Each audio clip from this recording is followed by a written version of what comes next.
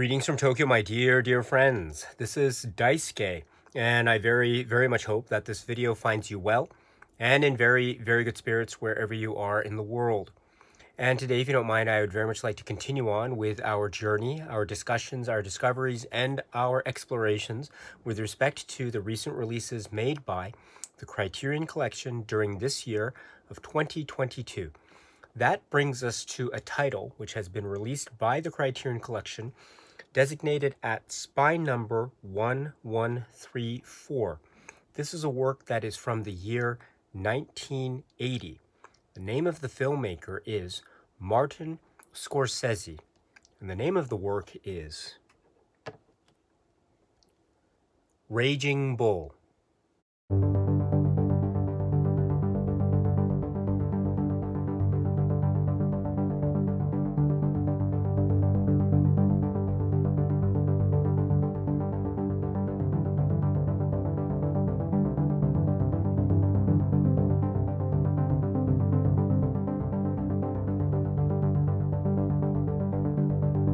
This is the work from the year 1980, and it is from the filmmaker, artist, director Martin Scorsese, with an impeccable, brilliant, legendary cast, which includes, for example, people like Robert De Niro, Joe Pesci, Kathy Moriarty, Frank Vincent, and others. This is the work which has the brilliant photography with director of photography Michael Chapman, editor Thelma Schoonmaker, and with the screenplay, which is credited to Paul Schrader and Martin. And don't get me wrong, because as we know from background details, including the Criterion supplements, we have a number of participants, including Paul Schrader and Martin, who each respectively have significantly shaped what ended up becoming this film. Although we also understand that Martin Scorsese and Robert De Niro also had a very significant hand in shaping this film, which is, right, the ultimate final product. This work from 1980, that is Raging Bull. So much to say, I think, about Raging Bull. So much has been said about Raging Bull.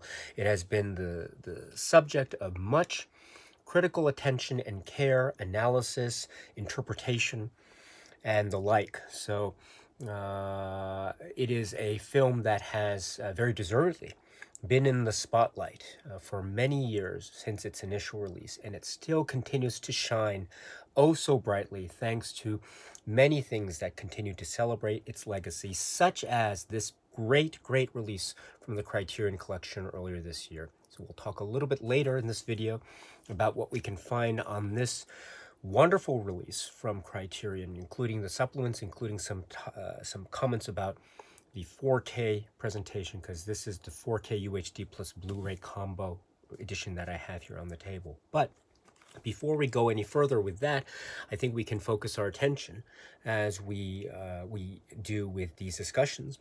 I think we can focus our attention first towards the plot or story structure of this film, Raging Bull. And I think a lot can be said about this. One place I think to start is, or one, I think, really reasonable place to start would be to focus on the character or the individual, the human being, who is Jake LaMotta. So, of course, this film can be said to be, or described as being, the life and times of Jake LaMotta. And roughly from the period of years from around the 1940s through to the 1960s, or early to mid-1960s, with a little bit of chronological jumps along the way, but more or less following a steadfast, a fairly linear progression of plot development and story arcs and character arcs and the like. Again, with a few exceptions in terms of organization and structure and bookends. But we do follow the life and times of Jake LaMotta, who is this very fascinating figure for a number of reasons that I think make themselves known as we watch the film. Now, when we talk about the life and times of Jake LaMotta, I think in a very general sense, we could divide this into two groups or two categories or subcategories.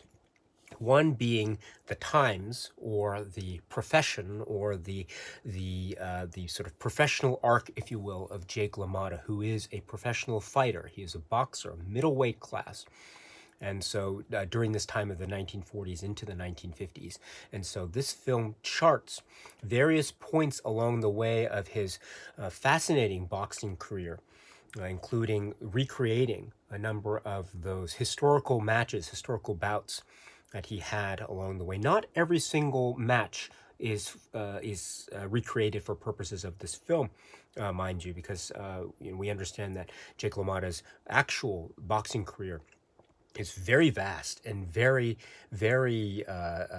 plentiful, let's say, in terms of the total amount of boxing matches that he had. But this film covers a certain number of them, and what it covers in an extraordinary, detailed way. One of the great and famous aspects of the film Raging Bull is this aspect of showing us the feel and the heat and the energy and the viciousness of the physicality of these boxing fights, each having its own style in a manner of speaking. I think it's commented upon later in the Criterion supplements, where it was remarked by, for instance, Martin Scorsese and Michael Chapman, etc., that each fight was choreographed and pre-planned quite meticulously. And it was also as though each fight had its own character. It was like its own dance number or dance routine or choreography, if we're thinking about musical numbers or dance routines or dance numbers. And there is a lot to be said about that, because indeed there is a huge amount of style that is layered on in this effective, utterly cinematic way.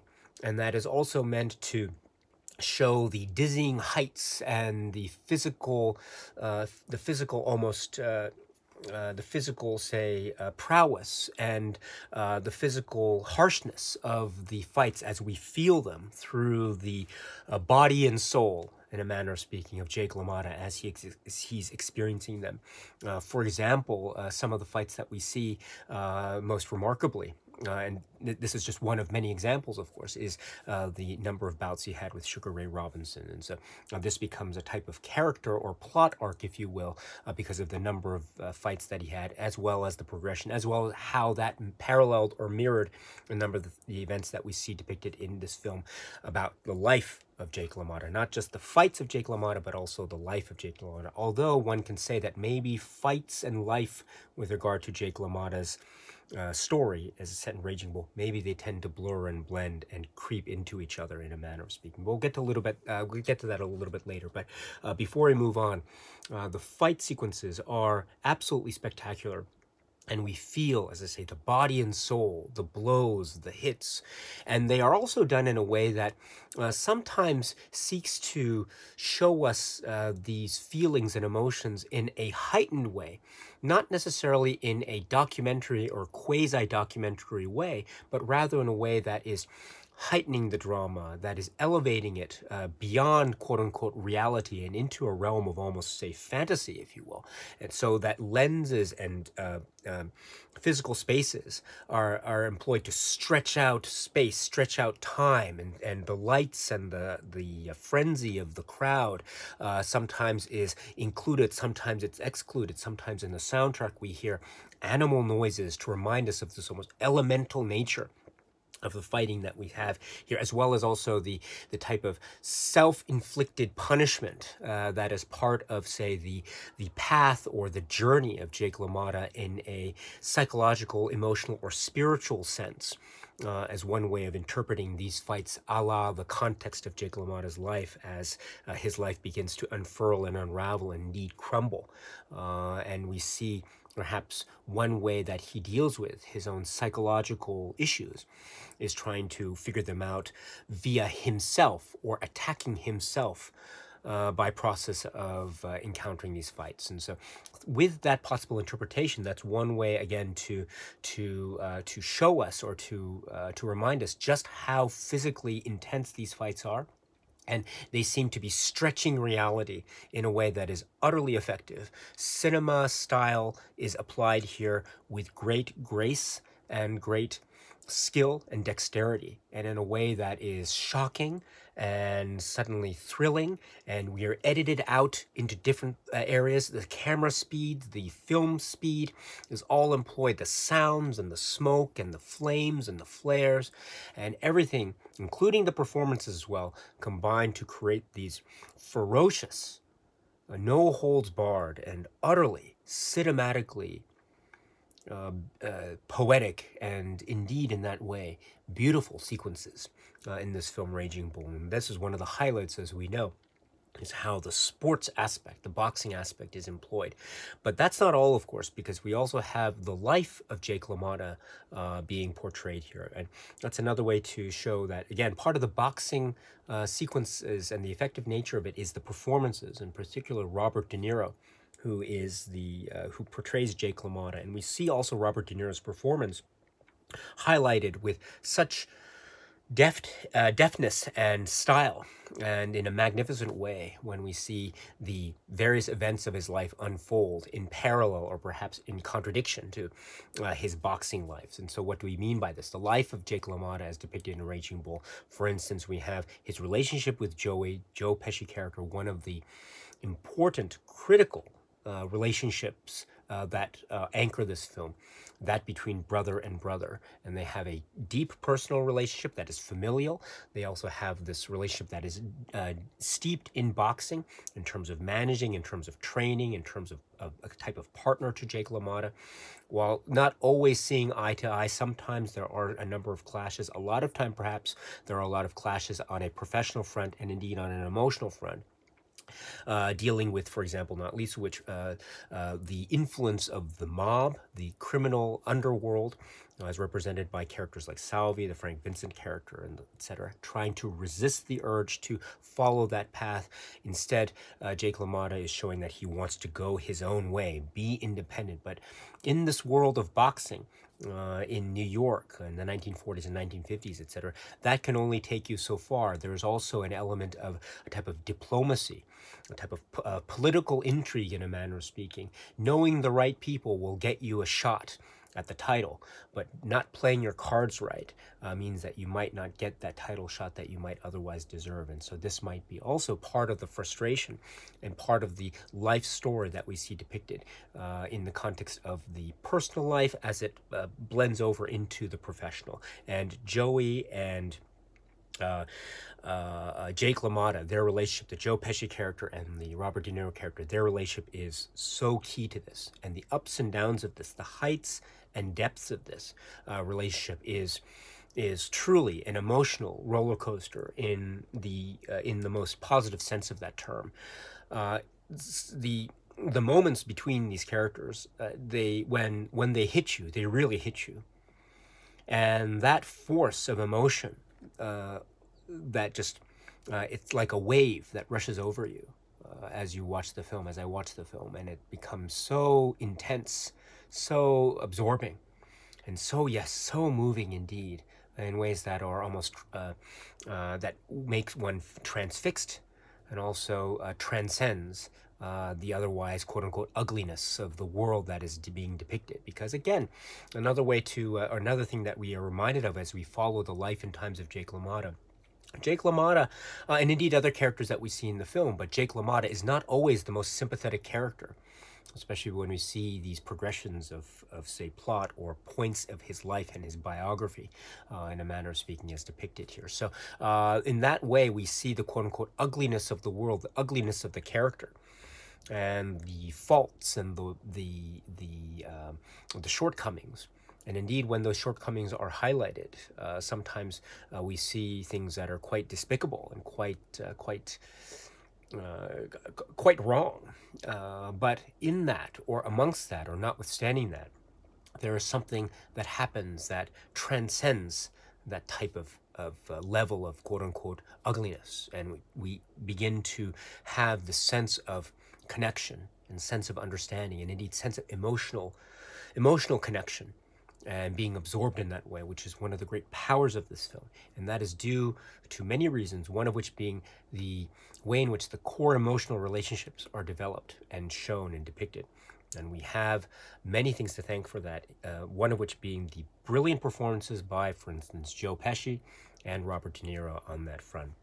That's not the only relationship, though, that's very important, arguably. There's another really important relationship, that being between Jake LaMotta and Vicky. And Vicky is, of course, portrayed by Cathy Moriarty. This is another legendary performance. Just so many things, for instance, when we meet the character Vicky versus how we are with her throughout the course of the film, and the amount of years that her character seems to age within a relatively short amount of time, and that's due to her relationship with Jake, and that it has a very topsy-turvy type of element to it in terms of the emotional twists and turns that are accompanying this very complex and very emotional and very significant relationship, that between Vicky and Jake. Now, that being said, there's also a sense of love and devotion and affection expressed mutually, I might say, although it's not always clear that that mutual affection is expressed to the other in as clear terms as possible. And one of the things that makes this relationship between Vicky and Jake so dynamic and so intense a viewing experience is, of course, how, for example, Jake responds or reacts whenever he perceives some kind of possibility of infidelity, jealousy transforming into a type of frustration, transforming into a type of rage, transforming into a type of almost uncontrollable rage.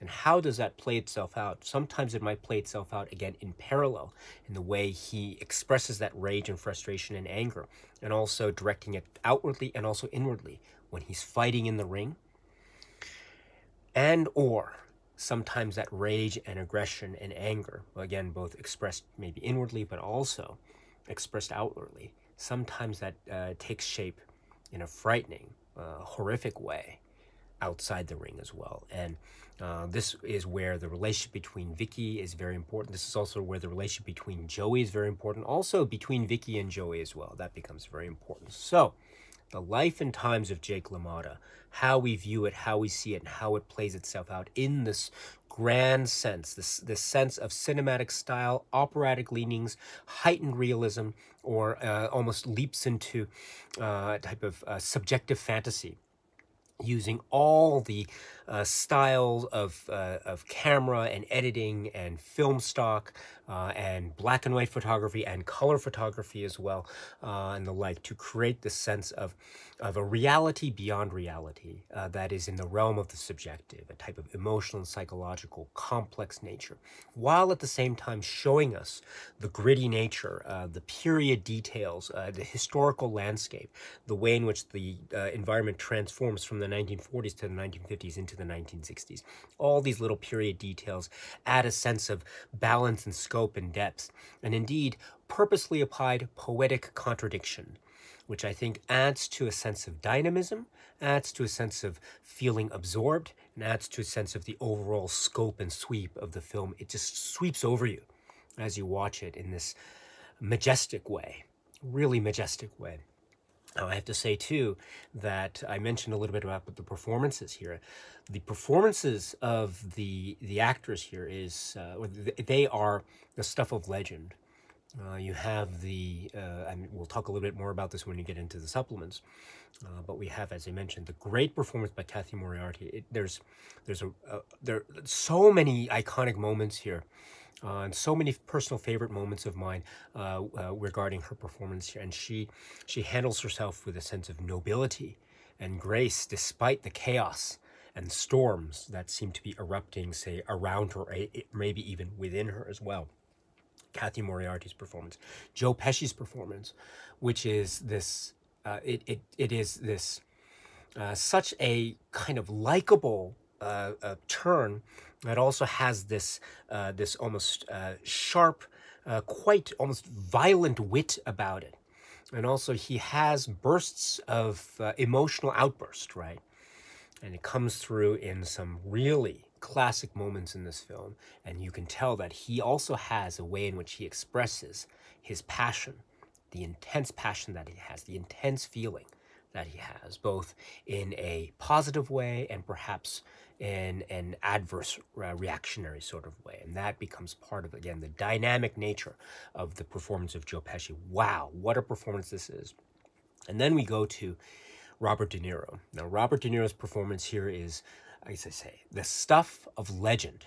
The stuff of legend here, the physicality of his role, the physicality of his boxing moves, and also the physicality, the weight and the heaviness of his devoting body and soul, truly body and soul devotion to the role of Jake LaMotta, as well as showing us this almost rough nature, the rough edges, and revealing to us almost delivering to us the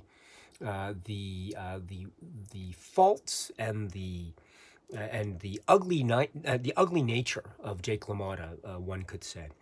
As I say, the performance here shows us everything in an ugly way, but also in a very pitiful way. Always showing us in a very human way, showing us all the contradictions and all the complexities of this person, this individual that is Jake LaMotta, but always showing us the human aspect. And that is showing us in physical form, also showing us, and also the physical transformations as well. You get it immediately from the start of the film, a type of physical transformation from the 1960s, jumping to the 1940s. And wow, that type of sudden, almost breaking of expectations is one of the most brilliant, say, edits of all of recent modern American cinema, in my view. It's startling, absolutely startling. But that is also a testament to the power of the performance of Robert De Niro, which is, again, the stuff of legend. Also, the stuff of legend, we have mentioning of, say, photography, the classic black and white photography, although there's also very, very famous use of color in this, and we'll talk a little bit about that later in the supplemental discussion. And this is all to do with the photography, the directorial choice, the editing choices, the music, the sound design, the sound editing as well, and many other components are combining here under the direction of Martin Scorsese. Again, you can tell the artists here, Martin Scorsese and company, are really pouring their heart and soul, or body and soul, into this work, really. And it shines through, and it shows through, and then some. One of the great classics of the ages, and it's here in the Criterion Collection with this new release. And I'm speaking of this work, which is Raging Bull. The Criterion Collection has released this film, Raging Bull, into the Criterion Collection at spine number 1134.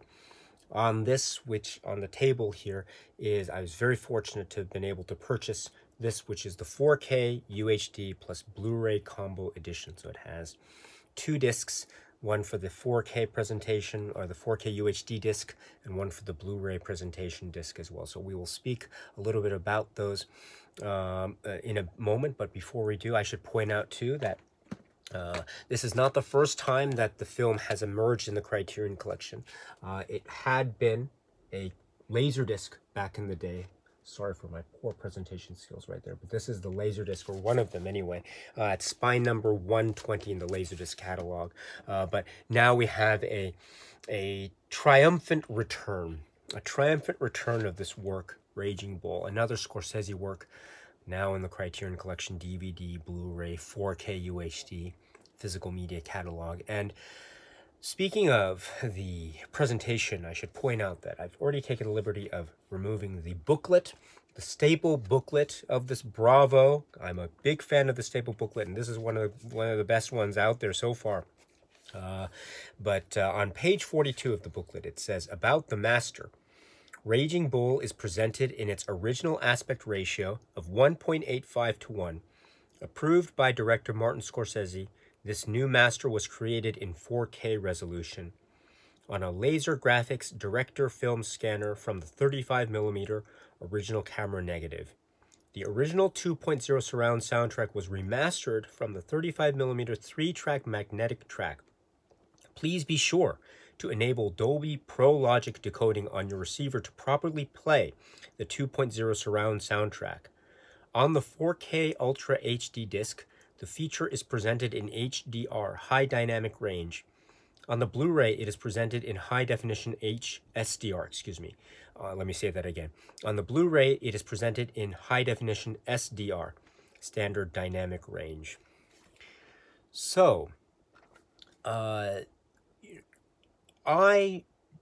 am the first to admit that when it comes to elements of, say, technical specifications regarding HDR, SDR, and regarding, say, 4K, like pixelation processes and the like, I am very, very far from being an expert. On the contrary, I am totally outside my depth. It's beyond me, and I don't have the ability to capture in technically proficient terms this type of process and the like. I can only speak in very almost base, ordinary terms, and how I react as a viewer in this casual way. And so, acknowledging that limitation on my part, I took to this release in this way. I've seen this film so many times. I've never had the great fortune. I was never lucky enough to watch this in the theater with a print. I have seen it projected, but I haven't seen it in a 35mm print. So I don't have that frame of reference, but I have seen it a number of times. And in fact, it was one of the first films that I saw in one of the earliest film classes I ever took in university course levels. So it's stayed with me ever since. And so I still remember some of those discussions that we had in film class, by the way, and they with great affection. So in other words, I do have, to a certain limited degree, a type of frame of reference based on my own experiences with the film, although again I admit that they are very limited in that way. They might be high in quantity, but they are limited in terms of range. Now, with all that being acknowledged and everything else being equal, in a manner of speaking, when I first received this, I immediately went to the 4K UHD disc.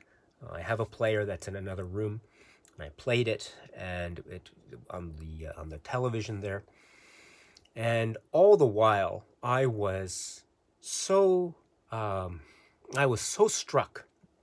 I was struck by, I don't know how to explain it except to say that the black and white photography, the careful, say, shading and contrast, they seem to pop out while also getting a sense of the rough nature of the air and the grain as I was watching certain scenes, scenes such as Salvia and Joey walking down the street early on in the film, or scenes such as the air wisps of flame that you see in front of the camera during one of the fight sequences, or the way in which, say, a door.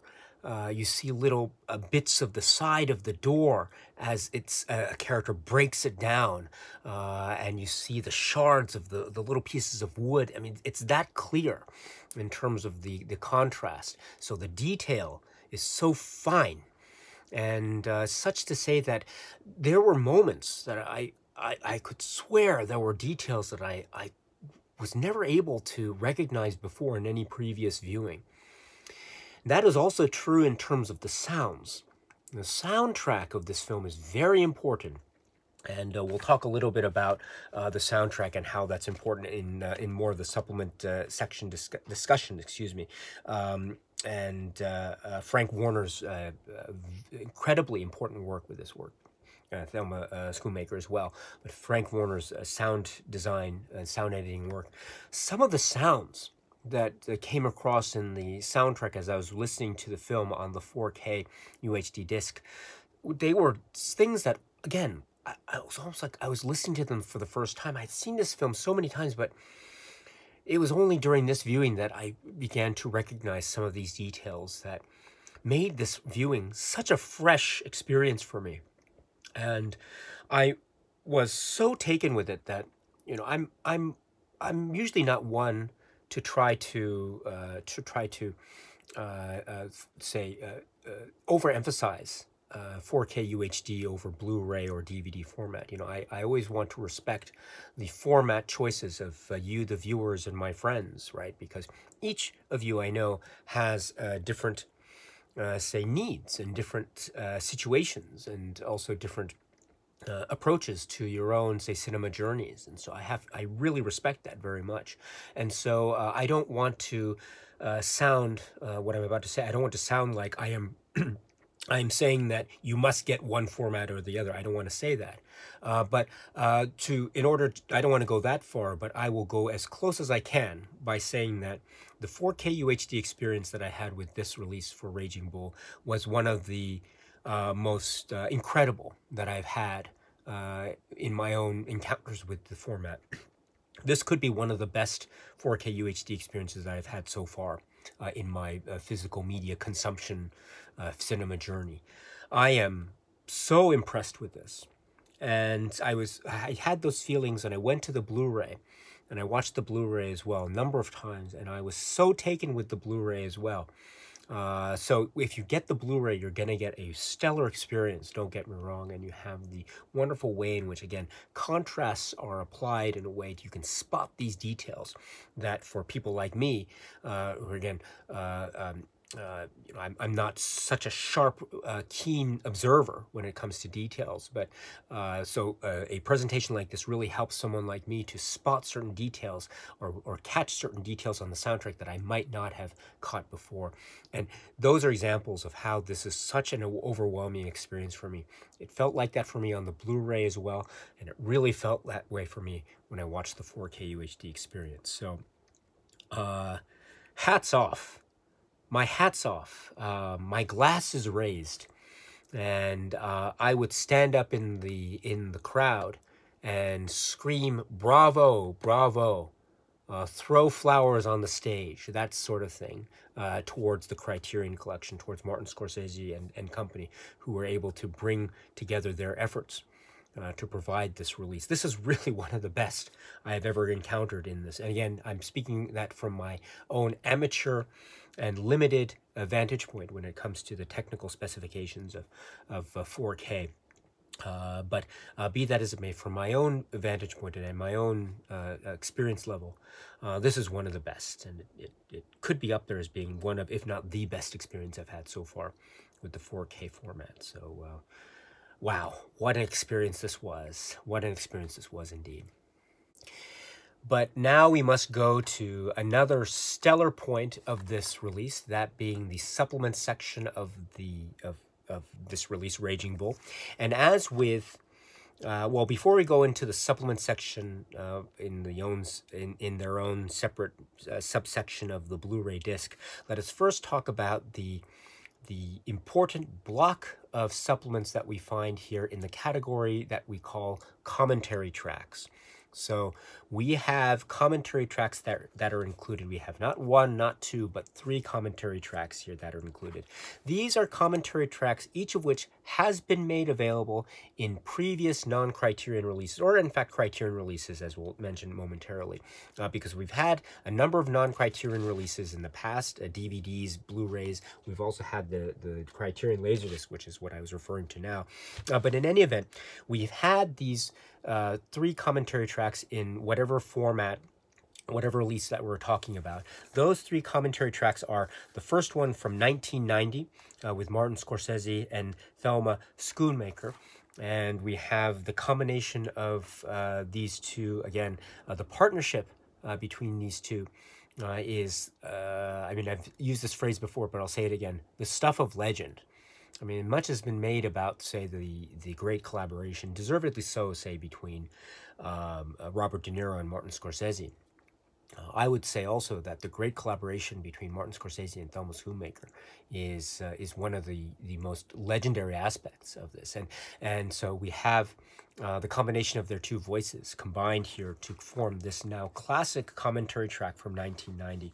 And for instance, they talk about the title sequence and the book, the inspiration, Raging Bull, and also the influence and the input from Martin and Paul Schrader, and the idea of the 1964, 1941, how to link these two time periods, the structure of the film, and the flashback structure, how and to what degree the flashback structure would be employed, and what were some of the choices that were made prior to what ended up being the final product of the film. And also the idea of planning edits. The cuts and edits had to be planned in meticulous detail. Playing with speeds of frame rate, even within the same shot. There's a very famous shot in one of the fight sequences where the frame rate actually changes in the same shot, which is really unbelievable. It's so beautiful, and it's almost imperceptible. It's that poetically brilliant, and not just that. There is a very famous long take Steadicam shot that is not just a Steadicam shot, it also becomes a crane shot as well. It's very famous in maybe about the middle portion of the film, and sort of the heart of the film, or if they're actually, the heart of the film is everywhere in the film, but in one of the places where that heart beat really beats. Let's put it that way. And also speaking too about other details, this is the breakthrough role, as breakthrough performance of, say, Joe Pesci, and how he ended up getting into the film. Same is true for Cathy Moriarty, how she ended up getting into the film. Same thing is true with Frank Vincent, how he ended up getting into the film. You know, one of the great things too is the biographical details, for instance, about Joe Pesci and Frank Vincent and their life and history together leading up to their joint appearance in Raging Bull. And also one of the great things that I love about Scorsese works is the Frank Vincent Joe Pesci films, and you have, starting with this film, Raging Bull, and seeing their relationship, the characters that they portray in the relationship in this film versus the relationship of the characters that they play in other Scorsese films. It's interesting to see a comparison, contrast. That's the Frank Vincent Joe Pesci film cycle of Martin Scorsese's filmography, as I like to think about it. So you have, starting with Raging Bull, and maybe on another occasion we might speak with a bit more detail about films like Goodfellas or Casino, etc. But for the time being, we have the great appearances by these and other actors here, and so there's a little bit of that that take to it. Also, speaking of the characters and the appearance of them, one of the ways in which the story might have been approached is interviewing each of the actual people that were involved in Jake LaMotta's life, in almost a type of, as it's described here by Scorsese, a type of Rashomon, making a reference to the Akira Kurosawa work. Rashomon, you know, differing perspectives on the same subject matter. And sometimes those differing perspectives might not always be consistent with each other. And so, but that is part of the challenge, if you will, of Scorsese. And what I really admire here too is his approach, his philosophy here, which is that he acknowledges a type of subjective viewpoint of Jake LaMotta as he is applying the style of the film, and sometimes the slow motion shots can be said to be from a certain perspective anyway. Jake LaMotta's point of view. There are some slow motion shots of Vicky, for instance, at the miniature golf scene, or there's some slow motion shots of Salvi in the Copa, or at the boxing training gym, and the like, and then things of that nature. And so these could be said to be, or they're described in commentary tracks like this one as being from LaMotta's point of view, in a manner of speaking. So that's an example of how one can look at this film and classify it as being a type of subjective viewpoint from the character of Jake LaMotta. If that's the case, then what we are talking about, and I think Scorsese acknowledges this really astutely, is that we are not necessarily talking about a full-on documentary-like shot-for-shot biography biopic. That's not necessarily what we're talking about. What we're talking about, again, to borrow phrases from Scorsese, instead we are talking about is a type of, say, emotional experience, an emotional experience from a certain point of view. Now, what that means is that emotional experience, what we see and how it translates to what the scenes that we see on film as we watch the film, that may or may not necessarily relate to what actually happened in reality. So there is what actually happened in reality as a type of reference point, but there's also the emotional experience, the subjective viewpoint as expressed through Martin Scorsese's cinema, that may or may not be totally how it happened. But that's not the point. The point is not to show a shot-by-shot recreation of the actual events per se, but rather to express it in cinematic terms, the emotion, the psychology, the feeling, the atmosphere. And that is, I think, what we're getting when we watch Raging Bull. And that philosophy is expressed here from Scorsese and Schoonmaker in such a brilliant way. And indeed, when we think of other examples of Scorsese's filmography down the road, how we might understand that this type of philosophy really kicks in. It really does, even up to recent examples like The Irishman, I would argue. So it's really fascinating to hear that here. In the context of Raging Bull. And then also just other points of this great commentary track. You know, Kathy Moriarty is mentioned and how she ended up in the film and the really interesting details about that. Thelma Schoonmaker, too, talks a little bit about her own background and career, how she was studying initially and originally to become a political scientist or diplomat. But due to certain circumstances, she ended up throwing her hat in the ring, as it were, as an editor. And the rest, as they say, is history. And going to NYU, meeting Scorsese, working in terms of work, Who's That Knocking at my door. But then, due to circumstances involving her own career, wasn't able to work with Scorsese again until Raging Bull. So this is, in many ways, her almost like Hollywood debut, as she self-acknowledges, but already out of the gate. Just the almost the fury and energy and just the boundless sense of adventure that she has in terms of her filmmaking skills. Just really quite, again, I'm going to use the phrase again, the stuff of legend.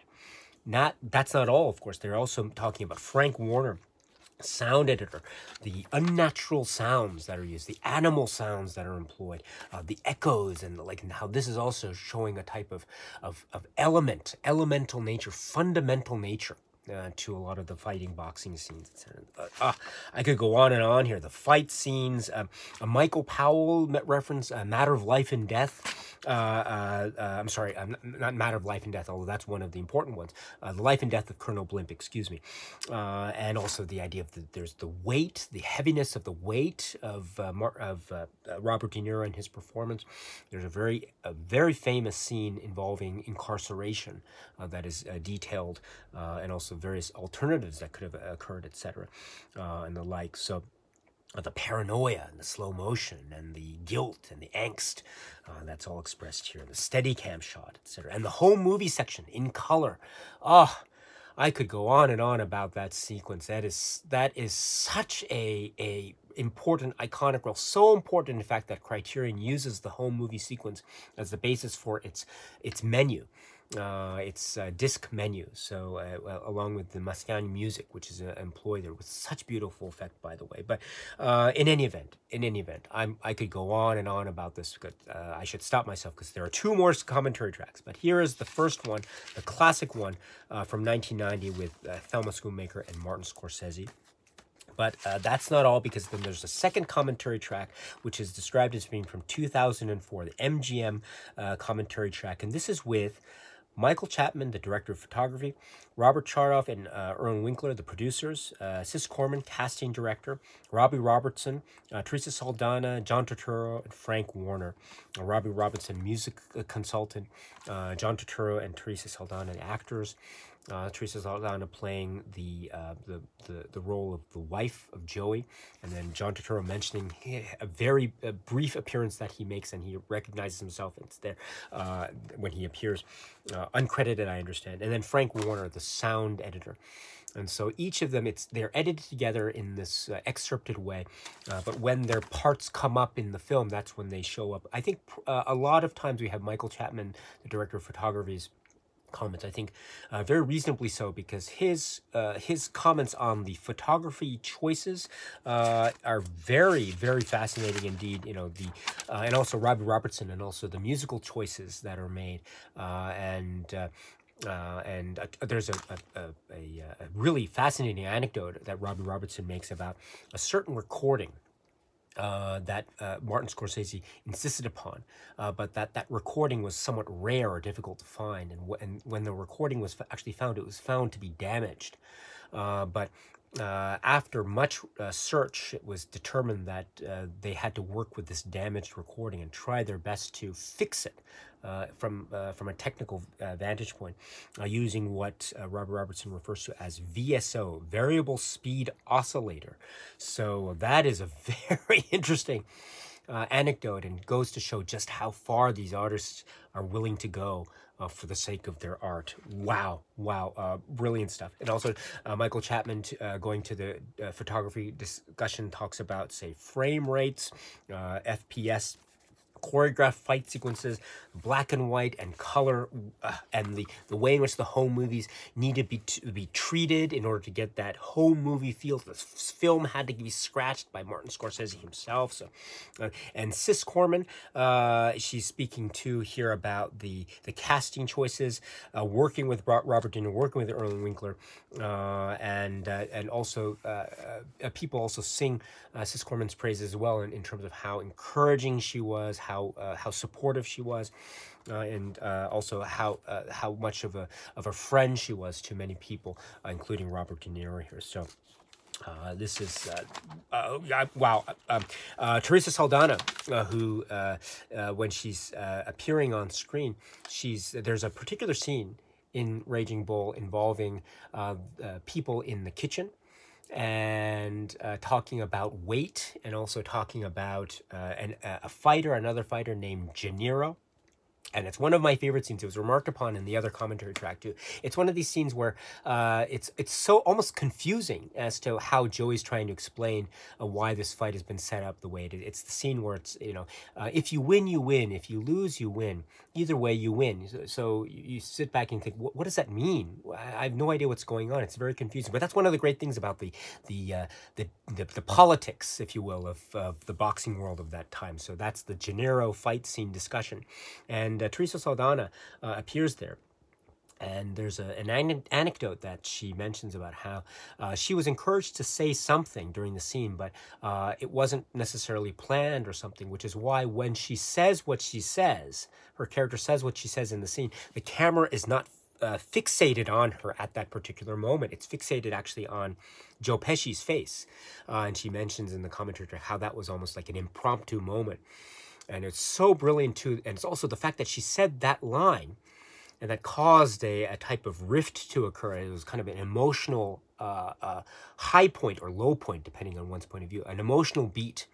That also created a sense of tension, a tension between Joe Pesci's character and her, and also a tension that tended to have ripple effects in terms of the tense relationship at that point between Kathy Moriarty's character and Robert De Niro's character. Incidentally, I mentioned about Kathy Moriarty's performance.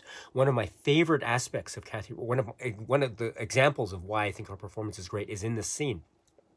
The way she's standing there, and the way she's talking about how, oh, he's good looking, he's an up-and-comer, and the way she's just, her composure, and the way she, even down to how she carries her arm, and how she uses the arm gestures or hand gestures, you can sense the number of years that her character has undergone, even though, the Kathy Moriarty was Kathy Moriarty, the performer, was a different age than, say, Vicky at the time of this scene. But that performance is so physical and so filled with a lot of, say, life experience. Wow, what a great example. Oh gosh, so many great performances all around. But oh my goodness, I could again go on and on about this great commentary track, but rather than me further sing the praises of it, and I really could sing the praises of it, but I will stop there because there's another one. So I encourage you to listen to the second commentary track, and now let's go to the third commentary track, which is with Jake LaMotta. This is also from 2004. Jake LaMotta, Jason Lustig, Martin, and Paul Schrader. And here we have Jason Lustig and Jake LaMotta speaking together, and then Paul Schrader and Martin's comments, respectively, are almost maybe sort of like isolated, but then they're edited together. This is fascinating. Again, you could describe this as being the commentary track talking about the source the inspiration, the writing. So that's why you have Paul Schrader and Martin respectively there. Each, as we know, has his own, say, perspective and his own hand in shaping the work. And Martin had been approached early on, as we understand, and he tried to take the work and he tried to infuse, based upon, say, the instruction or guidance from Scorsese himself, he tried to infuse some of, say, what he acknowledges as being biographical details of Scorsese's own life, and tried, therefore, to create a way in for Scorsese to become emotionally involved with the work, in a manner of speaking. So that, I think, transformed ultimately to what we have in the final film, which is not necessarily details that are directly relevant, say, in an autobiographical way to Scorsese's life per se, but there are those details that could be said to be relevant, or that could be taken from a world, a feeling, an atmosphere, a time period that Scorsese and De Niro and others from the neighborhood could recognize, all the way down to the choices of pictures on the wall. I mean, there's a great discussion about the choice of picture on the wall when Jake LaMotta is first courting Vicky, and they're together in a kitchen. There's also pictures that he shows of the brother and the like, or details of the outside streets, the dress choices, etc. So we have this type of feeling of biography, autobiographical details, while also telling the tale. But we also understand, too, that Robert De Niro and Martin Scorsese also had a hand in shaping the story and trying to work with it and turn it into what it ended up becoming. And also Paul Schrader as well, having his own input and influence. Now, one of the things where, say, Paul Schrader himself talks about how they might have diverged is with the scene involving incarceration, and it comes somewhat later in the film. And he had one idea of how the character in that particular scene should express the character's feeling, really hitting rock bottom, in a manner of speaking. But then De Niro had a different approach and style and idea, and that ended up becoming how it turned out. So what we see in the film is not the original conceived idea of Paul Schrader's per se, and so he does vocalize this, and you can still sense that maybe he is still in a little bit of disagreement as to how the scene turned out versus how he had originally conceived of it. But that being said, he is still very respectful of the material and the like, and so, and also now going to Jake LaMotta. The real Jake LaMotta, in speaking with Jason Lustig, Jason Lustig talks about his career and asks him about specific fights and what actually happened versus what was being shown on screen. Sometimes it might have been accurate, sometimes it might not have been accurate. He also reacts to seeing, say, the characters, seeing Vicky on screen, seeing the scenes between Jake and Joey on screen, and the like. So there's also and also speaking about some of the details, again, the criminal underworld element, the mafia element, some of the fights that were involved, the Sugar Ray Robinson, like Billy Fox fight, that's also very important when we're talking about the mafia element, etc. And the relationship between the characters, the relationship between him and Vicky, the relationship between him and Joey, and the like. There's also such a, I don't want to say too much, lest I spoil it for people who haven't seen it yet, but how should I put it? The way the film ends, it's one of the most classic ways of any film ending ever. And it relies upon a reference to another film, a type of homage or borrowing or quotation, as often is the case, right? Art oftentimes quotes other works of art. Now, we have a quotation occurring within the film in terms of the characters, and we also have that meta-reference of a quotation to another work of cinema. Jake LaMotta, during the commentary track, also participates in this act of quotation, in this almost double or triple parallel that's happening all at once. It is fascinating the way this commentary track ends, the third commentary track. So, I don't want to say any more about it. I hope my excitement levels have been made clear again in this very haphazard, disorganized way. I apologize deeply, deeply for this because I express myself so poorly. But it's all in the it's all to serve the ultimate goal of trying to convey to you just how much I really love these commentary tracks, the three of them. Again, they aren't new, so if you have any prior releases of the film Raging Bull, chances are you've already seen it or you've already heard it. So for instance, this earlier Blu-ray, for example, you've already heard some of these classic commentary tracks, but they're always fun to listen to many times over. And also, if you haven't heard the commentary tracks if you haven't heard the commentary tracks yet, excuse me, now's your chance. They're right here, and please enjoy them because they're wonderful. Wow. All right. But that's not it, right? That's not all in terms of this great release, because we have the film on 4K disc. We have also the film on Blu-ray disc. And we have the commentary tracks when you watch them as audio options. But also on the Blu-ray disc, you have the option of exploring the supplement section. And so now let's talk about what we can find in the supplement section on said Blu-ray disc of this release of Raging Bull from Criterion. There are a number of them that are, again, wow. So first up are video essays. The first one is a video essay which is called Pour Everything In, an Ode to Raging Bull. This is by Jeffrey O'Brien, approximately 25 minutes, talking about or focusing in on cinematic techniques, what Jeffrey O'Brien describes, for instance, as the tension between jarring fragmentation on the one hand and fluid motion on the other. I love that juxtaposition. What a great juxtaposition Jeffrey O'Brien makes here. Jarring fragmentation versus fluid motion. And you get this, for instance, at one of the starting fights in 41, the Reeves fight that takes place in Ohio, and the fluidity of the fight versus the sudden bursts of chaos and erupted violence and the like. Also, we have other discussion points here. Salvi, Joey's scene. This idea of maximal alertness that's mentioned here, different angles being the vantage points, the beauty and the ugliness, the togetherness versus the solitary nature, the unmemorialized violence, the black and white photography.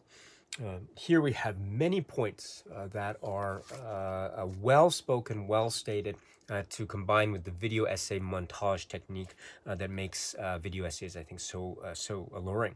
And so here's Jeffrey O'Brien's Pour Everything In, an Ode to Raging Bull. What a great ode this is, by the way. Approximately 25 minutes. And that's not all, because we have another video essay which is called Gloves Off, the Actor Triumvirate of Raging Bull. Jake, Vicky, and Joey. This is approximately 17 minutes. This is with Sheila O'Malley. And Sheila O'Malley talks about the character dynamics between and among the three main characters. And she speaks about there are a lot of interior shots, a lot of enclosed spaces. Oftentimes when we encounter these characters, even when they're outdoors, there are moments when you feel enclosed. Case in point, there's a very famous scene involving an outdoor pool and a meeting between Jake LaMotta and Vicky at the pool, and it's outdoors, and you'd think it has expansive open space feel about it, but in fact, the scene famously employs a fence between the two of them, and so that also is suggestive of type of interior, almost enclosed space nature. Very fascinating indeed. Also, Sheila O'Malley makes a reference to Shakespeare and Othello, and the idea of Othello and Desdemona. So that is a link to the jealousy and the fits of jealous rage that we see Jake LaMotta experience in subjecting others around him to, in particular Vicky and in particular Joey. And also the idea of the legendary status of the weight of De Niro. Again, it's one of the most iconic aspects of the performance of Robert De Niro, the way he physically transformed himself. And also talking too again about this triumvirate, and one of the aspects of the triumvirate is the Jake-Joey relationship and how Joe Pesci was essentially discovered, and this became his breakthrough role. Previous work being The Death Collector, and another aspect too is the Joey-Jake relationship is a volatile one, according to Sheila O'Malley. It's there's a type of a volatile way in which masculinity is being presented here, and that's a very fascinating take. And also, the other side of the coin too is the Kathy Moriarty performance of Vicky. She came from the Bronx, and so Sheila O'Malley mentions how this really, I think, lended to, or was one of the reasons why her characterization and her performance really fit so perfectly as Vicky, and that she had that sensibility and sense about her. And she's right, it's such a perfect performance. And she talks here some interesting phrases here about, she mentions things about what she refers to as the, quote, Madonna whore complex. And she also mentions how there might be a type of cold or one-sided nature in the context of Jake's relationship, or Vicky relationship. I don't know if I would go that far. I don't know if I would necessarily call it a cold or one-sided relationship, because there are moments where very obviously Vicky expresses her love for Jake. I mean, she expresses it also in a frustrating manner. There's a scene in the Copa, and the scene where she's surrounded by mirrors and speaking to Joey, and she's talking about, she expresses love, but she's also expresses frustration of being so pressured and being so limited in what she can do, lack of freedom, etc. This idea of the complex, the type of Madonna complex, I don't know if I'd go so far, because a lot of the perceptions of Vicky are very subjectively handled. In other words, a lot of it, or indeed all of it, could be said to be from Jake LaMotta's point of view. And so that leaves us wondering what actually happened in reality. We're not sure, actually, when we watch the film, what the events were. What is the truth? It's not quite clear. In one of the other commentary tracks, I think Scorsese mentioned Rashomon, the differing perspectives. Indeed, there is still a Rashomon-like aspect to the film. And it's that we're not quite sure. There are differing perspectives that one could say exist, primarily Jake's, or perhaps wholly Jake's. But even when we take a step back, because we have that luxury as viewers of the film, when we take a step back, we can always wonder, is it really what Jake thinks happened, or is the truth really something different? We're not quite sure what the ultimate answer could be, but that's my way of trying to say that I wouldn't necessarily go so far to apply that label of the complex, but I think that the points that are made in this are really brilliant, really brilliant, and make me wonder and consider these points. And I should try to consider them more, because I know that I'm missing something that is preventing me from making that additional leap. But that's my way of saying that. I'm going to watch this essay again many times, because it's really great. So these video essays, one from Jeffrey O'Brien and the other from Sheila O'Malley, so well worth checking out as being the first component of the supplements. And that's not all, because the second one is the documentary called Fight Night, Raging Bull Fight Night. We had seen this documentary in previous releases. It's a multi-part documentary. The first part is before the fight, which is approximately 25 minutes. The second part is inside the ring, approximately 14 minutes. The third part is outside the ring, approximately 27 minutes. And the fourth and final part is after the fight, approximately 15 minutes. So if you have a previous release of Raging Bull, chances are you've already seen this. If so, great. It's a great chance to watch it again, because it's a really great documentary. And you have people like the producers, Chartoff and Winkler, speaking about the inspiration, how they had the clout to be able to make Raging Bull, and that clout came from, among other things, their huge success that they had previously with a film called Rocky. And also the fight sequences, also De Niro, why he was attached to this film, what his inspiration was, the book that he was carrying, And Scorsese, how he wasn't necessarily into it at first due to maybe a certain professional or personal reasons that are also acknowledged here and in other places in the supplement section.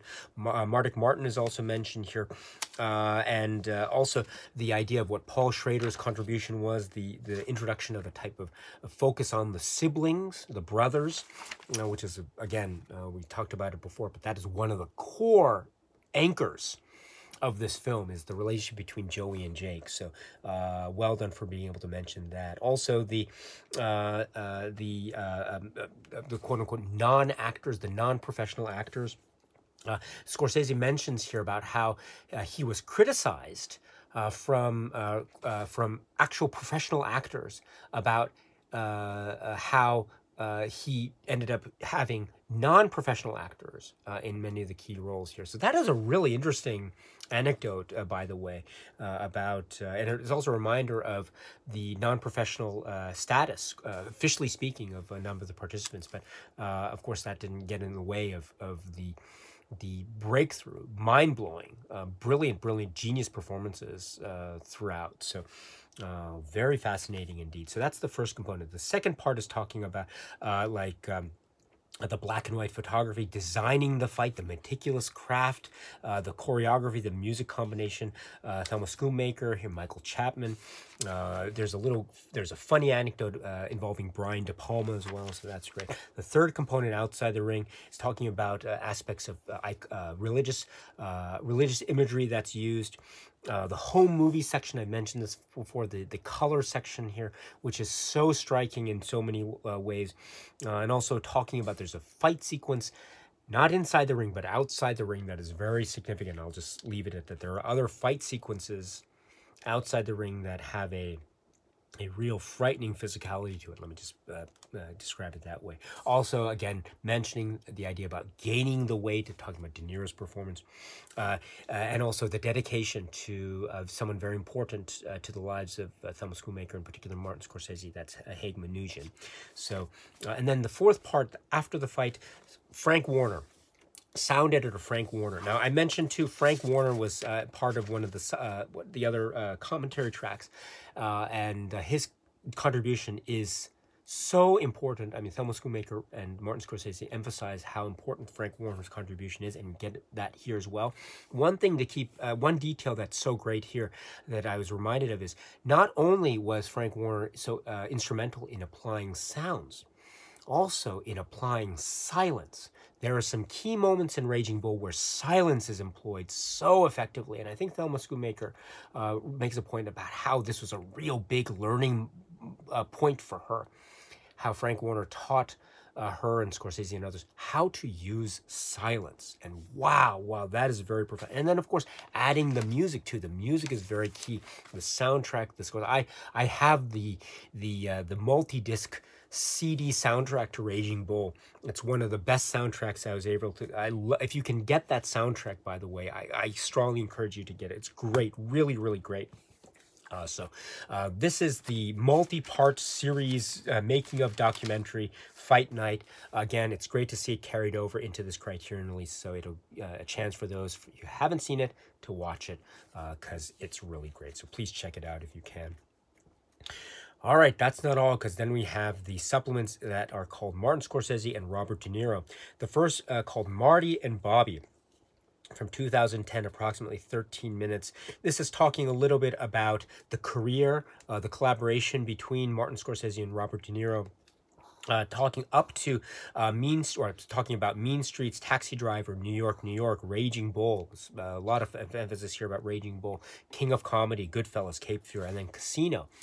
So this is, remember, in 2010. So it doesn't talk about anything that might have taken place out after 2010. But in any event, this is really great. It's 13 minutes, so it's brief. It's kind of like a primer or introduction as well into one of the key components of this film, and indeed one of the key components of their careers, that being the collaboration between these two, Scorsese and De Niro. So please check it out if you can. So that's from 2010. And then the next thing is Marty on Film, which is also from 2010. 10 minutes. This is also talking about film cinema influences from Scorsese, and how that was how he took those into his own career of filmmaking, including examples like that in Raging Bull. So please check this out if you can. This is also made available in other previous releases. And then also there's a third a component here, which is the Harold Lloyd Master Seminar audio from 1980, AFI, Robert De Niro on acting. This is approximately 14 minutes. So here we have questions and answers or discussions about the performance and the acting from Robert De Niro here. So this audio excerpt is or the audio, the recording.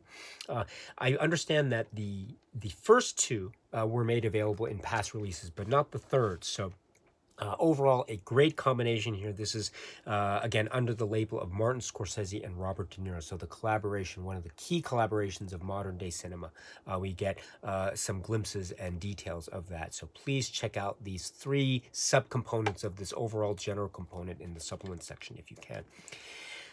That's not all, because then we have the fourth main section of the supplements, that being called Jake LaMotta.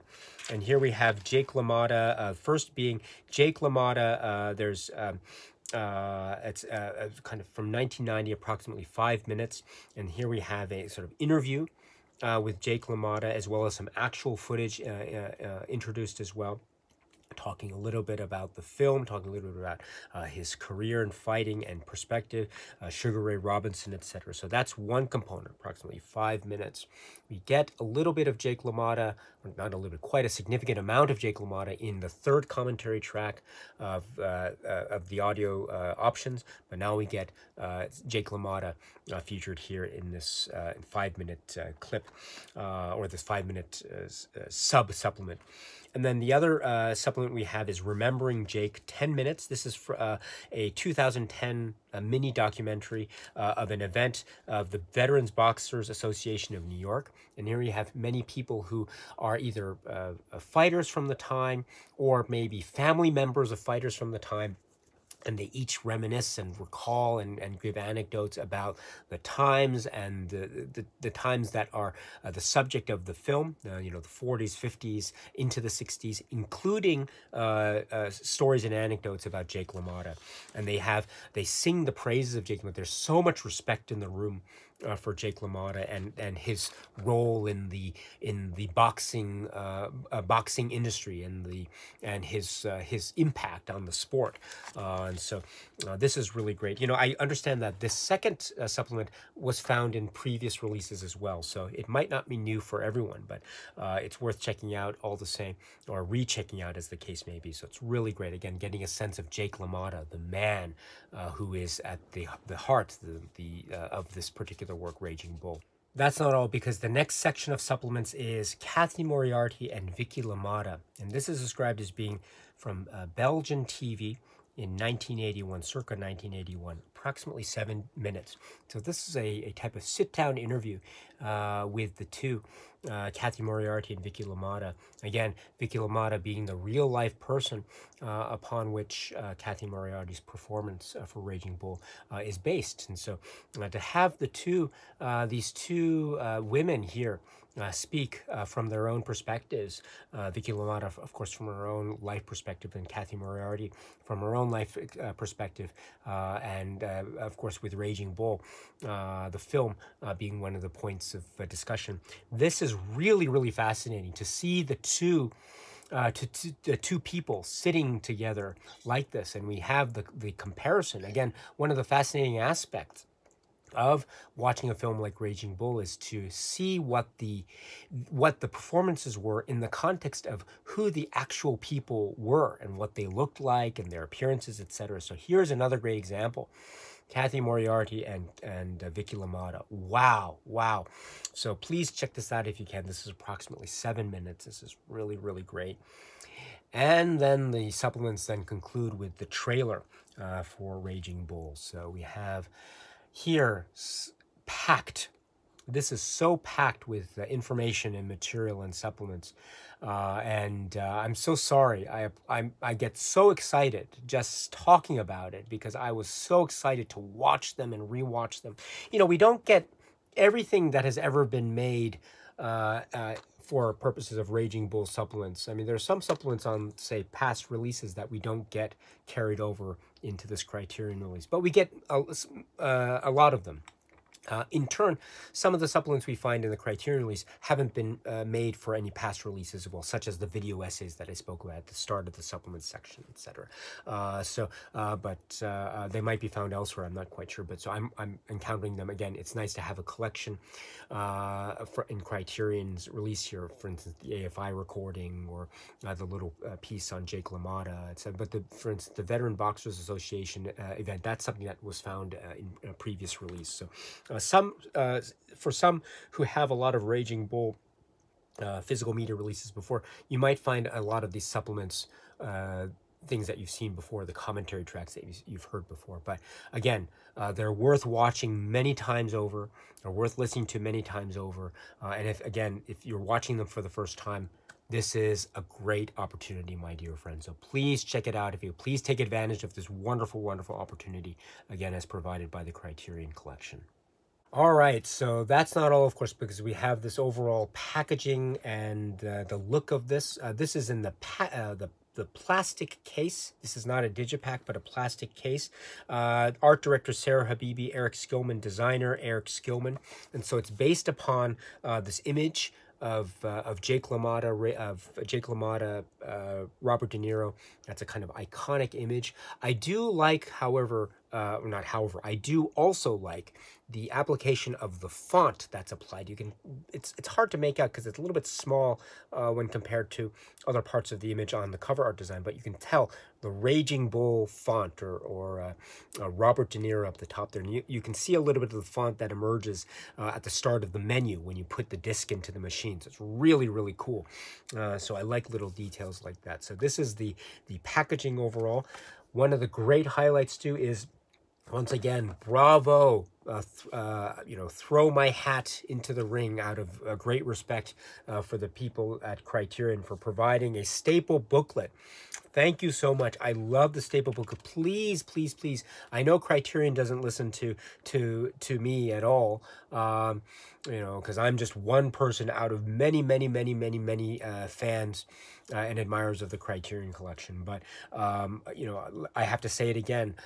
I wish each release had its own staple booklet. I really do, because it's examples like this that make me love the staple booklet. And this is great. This is really great. It's how many pages here?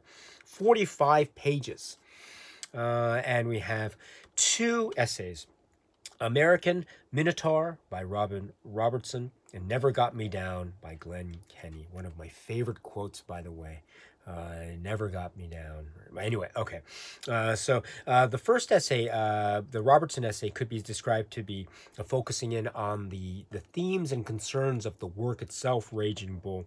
It's really quite fantastic. I mean, for the most part, there are, of course, some great other sections of the essay focusing in on, say, the context of the film in modern American cinema, Scorsese works, etc.